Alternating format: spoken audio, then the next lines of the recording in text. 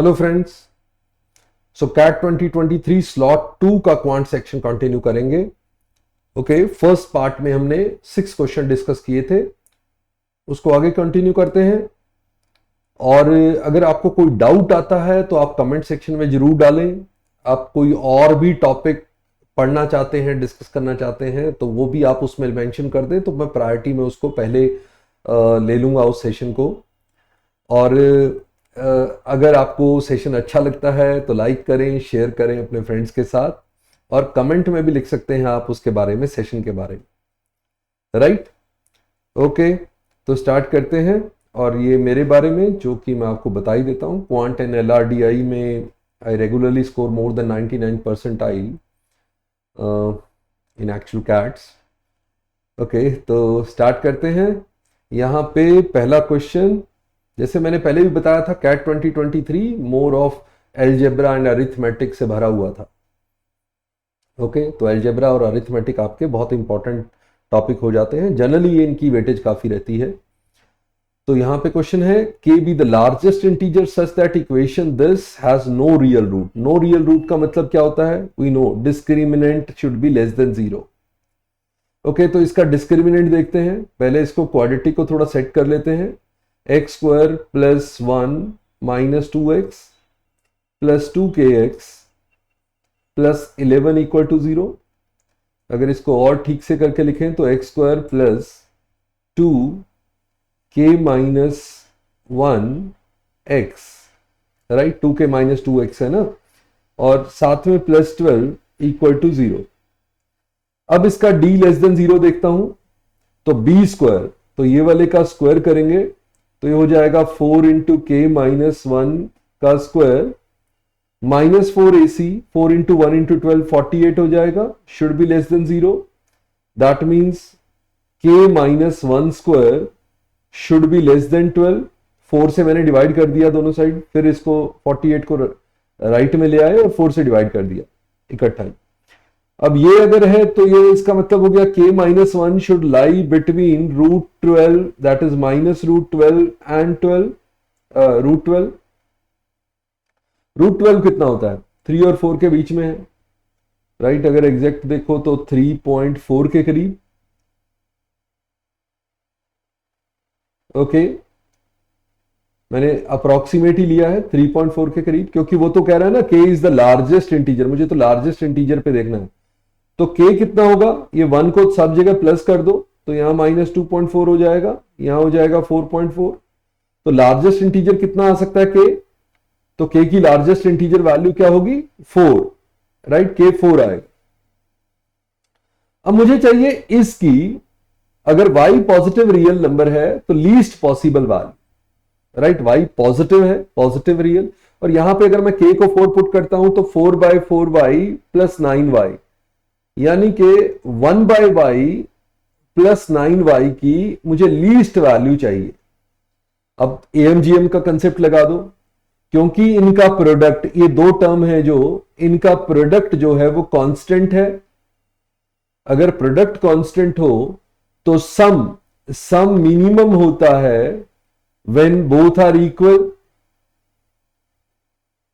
और दोनों को इक्वल लेना है और दोनों का प्रोडक्ट 9 था तो दोनों को 3 लेना पड़ेगा, यानी कि दोनों 3 होंगी तो मिनिमम वैल्यू हो जाएगी 3 प्लस 3, दैट मीन्स 6। इसकी भी वैल्यू 3, इसकी भी वैल्यू 3।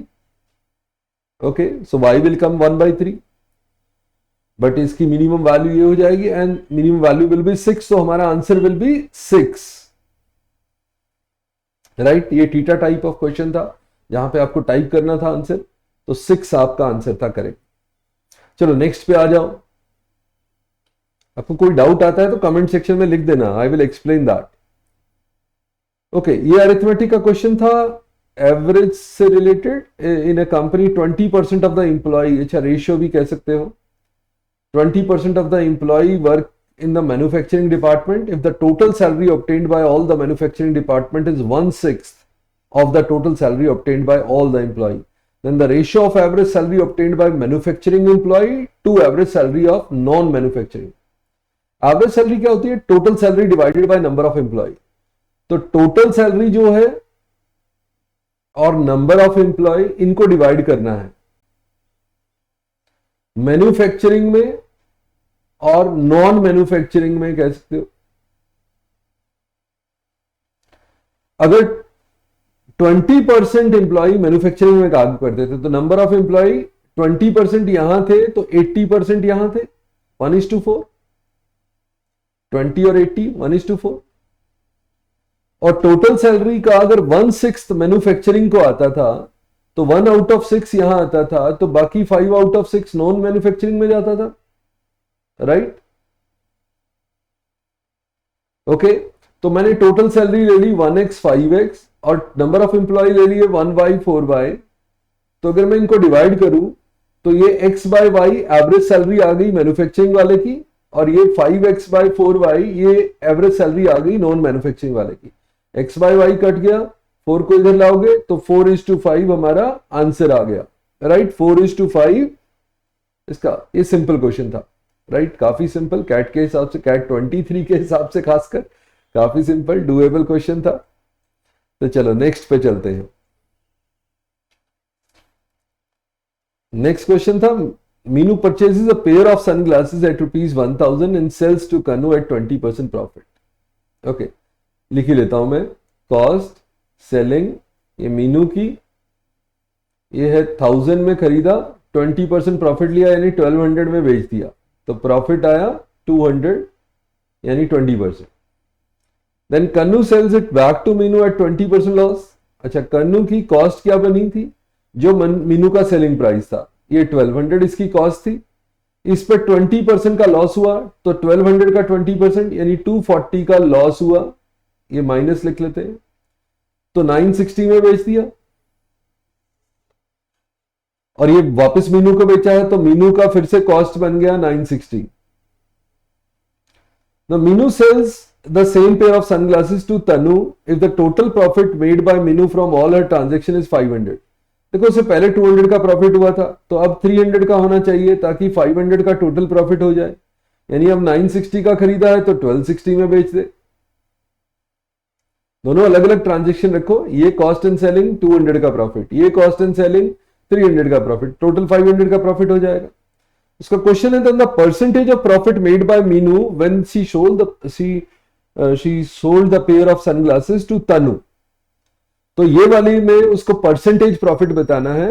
सो 300 का प्रॉफिट था 960 पे, राइट, और 100 पे कितना होगा, तो 0 कैंसिल, 6 into 5 6 into 16, तो 500/16 कर लो, 16 का टेबल हमें आता है, 16 into 3 48, 20 16 1, तो 31 पॉइंट कुछ आएगा, तो बी ऑप्शन आपका करेक्ट आंसर हो जाएगा, राइट। सिंपल क्वेश्चन, मैं सिर्फ फ्लो में वैसे ही कर दिया क्योंकि वो वापस भी बेच रहा था, इसलिए मैंने सिंपल लिखता गया, ये कॉस्ट ये सेलिंग, ये कॉस्ट ये सेलिंग, ये कॉस्ट ये सेलिंग, राइट। तो बहुत सिंपल क्वेश्चन था ये। ओके, चलो नेक्स्ट पे चलते हैं।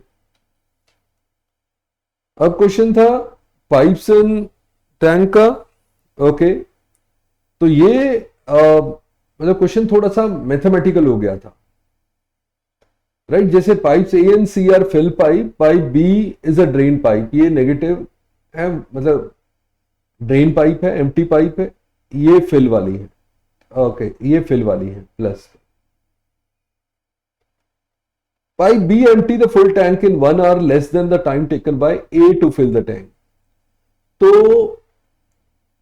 A को जितना टाइम लगता है B को 1 hour लेस लगता है, तो B को X तो A को X + 1, ये B empty वाली है, right. Now time taken by, okay, when A, B, C are turned together the empty tank is filled in 2 hours। Okay, सो अगर सारों को इकट्ठा चला दो, मैं बी को नेगेटिव ऐसे ले रहा हूं कि वो ड्रेन पाइप है, इसको 2 आवर्स। तो अगर मैं इन सारों का नॉर्मल तरीका जो होता था एलसीएम लेने का वैसा ही ले लूं, 2x x + 1 एलसीएम आ गया, तो ए पर आवर वर्क करेगा, पर आवर जो फिल करेगा ए का, वो हो जाएगा 2x, राइट, क्योंकि ये टोटल है, ये उसका टाइम टेकन है पूरे का, तो पर आवर उसने 2x काम किया होगा, तो 2x × x + 1 टोटल वर्क हो जाएगा। तो अगेन बी का पर आर वर्क हो जाएगा 2 into x plus one, that is 2x plus 2, but ये नेगेटिव में हम लेंगे, ओके, क्योंकि ये नेगेटिव वर्क है, और इसका वर्क हो जाएगा x into x plus one.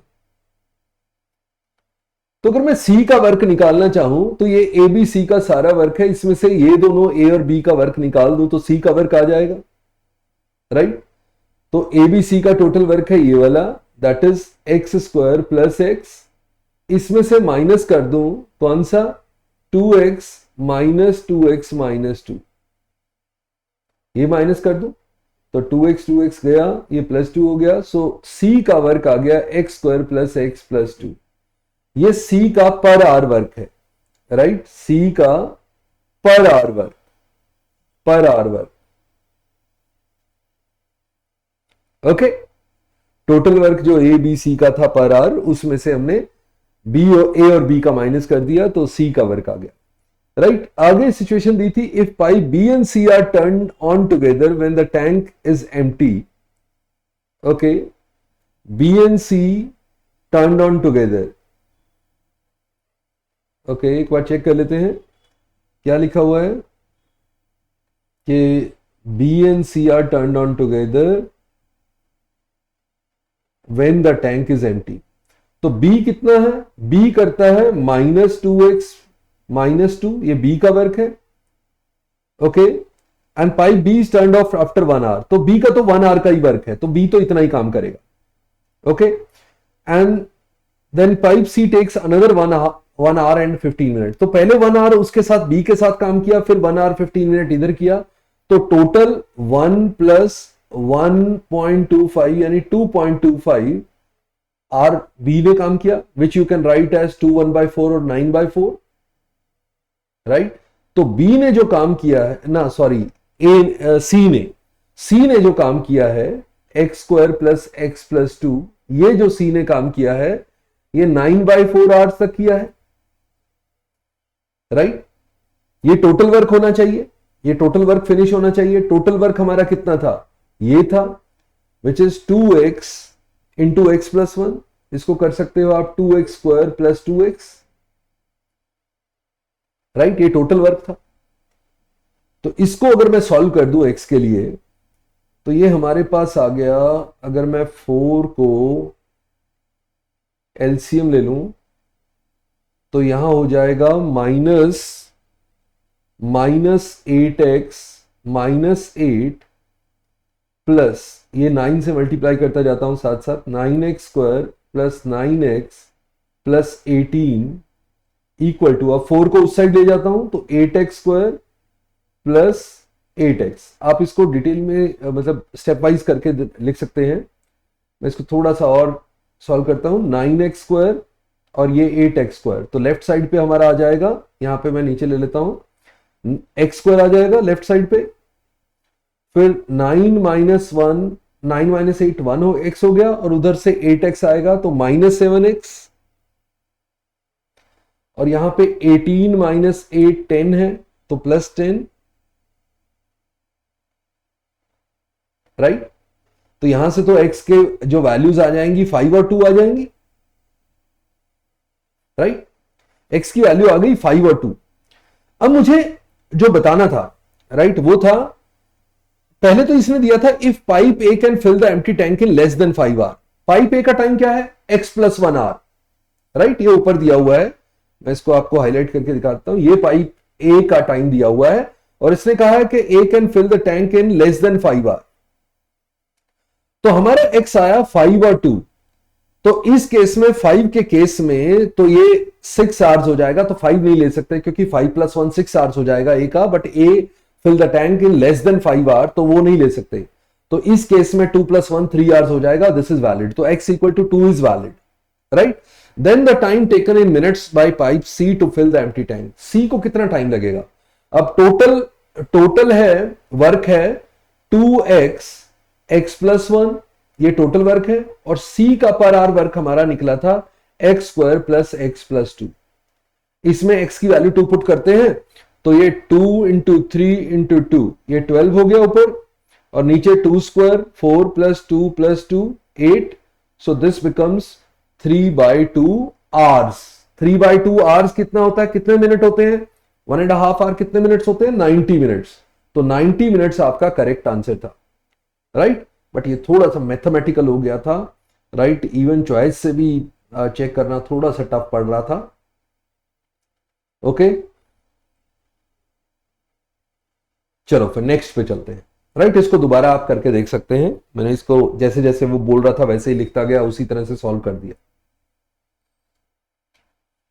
Okay, next पे आ जाते हैं। नेक्स्ट क्वेश्चन है, Ravi is driving at a speed of 40 kilometre per hour on a road, Vijay is 54 metres behind Ravi. Okay, चलो रवि यहां है और रवि जा रहा है इधर, और इधर उसके पीछे विजय यहां है, राइट। कितना पीछे है, 54 मीटर, और रवि की स्पीड है 40 kilometre per hour and driving in the same direction as Ravi. तो रवि इधर जा रहा है, विजय इधर जा रहा है। Okay, Ashok is driving along the same road from the opposite direction at a speed of 50 and is 225 metre away from Ravi. अच्छा, आगे 225 मीटर, यहां पे 225 मीटर पे, यहां पे है कौन, अशोक, और अशोक आ रहा है ऑपोजिट डायरेक्शन में eight a speed of 50 kilometre per our, at which Vijay should drive, at which speed, okay, the speed in kilometer at which Vijay should drive so that all three cross each other at the same time। सारे same time पे आए, इसका मतलब रवि और अशोक ने cover करना है 225, रवि और अशोक ने रिलेटिव डिस्टेंस 225 मिलने के लिए कवर करना है, तो वो करेंगे 225 एट द स्पीड ऑफ 40 + 50। तो जो ये टाइम लगे उनको मिलने में, वही टाइम लगना चाहिए विजय को रवि के पास पहुंचने में। उसका गैप है 54, उसने 54 कवर करना है, और उसका स्पीड का जो रहेगा वो रहेगा विजय की स्पीड x - 40, राइट। वैसे ऊपर मीटर्स में लिखा है मैंने डिस्टेंस, तो स्पीड किलोमीटर पर आवर में है, तो स्पीड को अगर आप किलोमीटर पर आवर से मीटर पर सेकंड लाएंगे तो 5/18 करेंगे, तो यहां भी 5/18 हो जाएगी, वो लिखने की जरूरत नहीं है, वो कैंसिल हो जाएगा दोनों, इसलिए मैं उसको इग्नोर कर सकता था। ओके, 54 हो गया आपका 9 × 6, 9 × 25, क्रॉस करेंगे तो 6 × ये 50 and 40 90 है, 90 × 6 540 इधर आ जाएगा, और इधर आ जाएगा हमारा 25x - 1000, 25x आ गया आपका 1540, राइट। इधर आ गया 1540 और इधर हो गया 25x, तो x आपने बताना था, सपोज क्या बताना था हमें, x, right. So which is 1540 divided by 25, so 25 × 6 150, 40 61 point something ही आएगा, तो डी ऑप्शन हमारा करेक्ट आंसर हो जाएगा, राइट। ओके, सो ये किलोमीटर पर आवर में ही लिया है हमने x को, क्योंकि x - 40 करने के बाद हमने 5/18 किया था, तो x किलोमीटर पर आवर में ही लिया था। ओके, चलो फिर ग्रेट, ये भी सिंपल क्वेश्चन था, कोई ज्यादा डिफिकल्ट नहीं था। जिसको टाइम स्पीड डिस्टेंस बेसिक आता है, रिलेटिव स्पीड आता है, वो कर लेता। ओके, नेक्स्ट क्वेश्चन पे आ जाओ। अब की बार किसका क्वेश्चन है, कंपाउंड इंटरेस्ट का। Anil borrows ₹2 lakhs at an interest rate of 8% per annum compounded half yearly. देखो 8% पर एनम है, बट कंपाउंडेड हाफ ईयरली है, तो 4% रेट हो जाएगा हाफ ईयर का। He repays ₹10320 at the end of first year and closes the loan by paying the outstanding amount at the end of third year. Okay, then the total interest in rupees paid over the 3 years is nearest to. Okay, कितना interest वो pay करेगा end of third year, then the total interest paid over the 3 year, total interest पे अभी उसने third year में close किया पे करके, तो फर्स्ट ईयर के बाद उसने 10320 पे भी किया था। तो एक्चुअली तो मैं तो इसको ऐसे भी सोच सकता हूं, देखो 2 लाख था, उस पे 4% इंटरेस्ट लगा, तो 4% हो गया 2 लाख का 2001%, यानी 8000 इंटरेस्ट लगा पहले 6 मंथ में, राइट। तो ये 20800 हो गया, फिर उस पे 4% लग जाएगा, 4% लग जाएगा तो ये हो जाएगा 4832 या 8320, राइट। तो ये अगर मैं यहां पे लगा देता हूं तो टोटल हो गया आपका 2,16,320, राइट। इतने में से उसने 10320 पे कर दिया, राइट। अब ये एक साल हो गया था, 2 इंटरवल हो गए थे हाफ ईयर के, तो अब उसने 10320 पे कर दिया, यानी उसका 2,06,000 अभी भी आउटस्टैंडिंग है after 1 year, right. After 1 year ये हो गया। अब 2 साल और हैं, अब 2 साल और हैं। देखो 2 लाख तो है ही ना, ये 2 लाख प्लस है, तो इंटरेस्ट तो वो जो आता है 8% पर एनम, 4% लगाएंगे हाफ ईयरली में तो ज्यादा ही आएगा। अगर 8% कंपाउंडिंग है, मैं सिंपल इंटरेस्ट सोचूं तो सिंपल इंटरेस्ट में 8% पर एनम, देखो हर साल, पहले साल भी 2 लाख पे लगा, दूसरे साल 2 लाख से ज्यादा पे ही लग रहा है, इवन इफ उसने पे कर दिया तो भी 2,06,000 से ज्यादा पे लग रहा है। तो 2 लाख पे भी अगर 8% 3 साल लगता, यानी 24% का मतलब हो गया 2 लाख का 48,000, तो तब भी इंटरेस्ट लगता जब सिंपल इंटरेस्ट होता। अगर सिंपल इंटरेस्ट में ही 48,000 जाता तो कंपाउंडिंग में, वो भी हाफ ईयरली में, तो उससे ज्यादा ही जाएगा। तो ये चॉइसेस तो बड़ी खराब दी हुई थी कैट में, राइट। ये तो एक्चुअल चॉइसेस हैं, तो only B option was correct. तो ये तो आपको डायरेक्ट ही आप मार्क कर सकते थे, जबकि मुझे मतलब इन चॉइसेस में तो ये बहुत क्लियर था कि यही आएगा, कोई और कर ही नहीं सकते। अदरवाइज आप इसमें लगाते, ये मैंने 1 ईयर के बाद का निकाल लिया था कि इतना हो गया, 2,06,000 हो गया अभी, तो उस पे आप 4% 4 बार और लगाते, राइट। वो बहुत इजी होता है, 4%, 4% ऐड करते रहो, क्योंकि 4% किसी का भी इंटू 4 करना होता है, 2 जीरो हटा देनी होती है लास्ट में, राइट। तो वो बड़ी जल्दी हो जाता है 4 बार करते। तो इवन आप चलो 30-40 सेकंड्स और लगा देते 4 बार उसको 4 से मल्टीप्लाई करने में, वो ऐड कर देते, या लेट से 50 सेकंड और लगा देते। बट वो है कि बट अगर आप इसको ऐसे सोच लेते कि इसका जो सिंपल इंटरेस्ट ही है वो 48,000 बन रहा है और कंपाउंड इंटरेस्ट उससे ज्यादा ही बनेगा, तो 48,000 से ज्यादा ही उसने पे किया होगा, तो वो बड़ी आराम से आंसर आ जाता, राइट। चलो ग्रेट। आज के लिए इतना ही, बाकी हम नेक्स्ट पार्ट में करेंगे। तो ये पूरा अभी कैट 2023 स्लॉट 2 का क्वांट सेक्शन हम डिस्कस कर रहे हैं।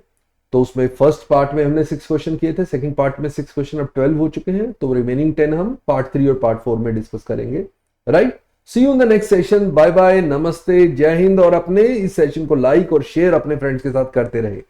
Okay, bye bye.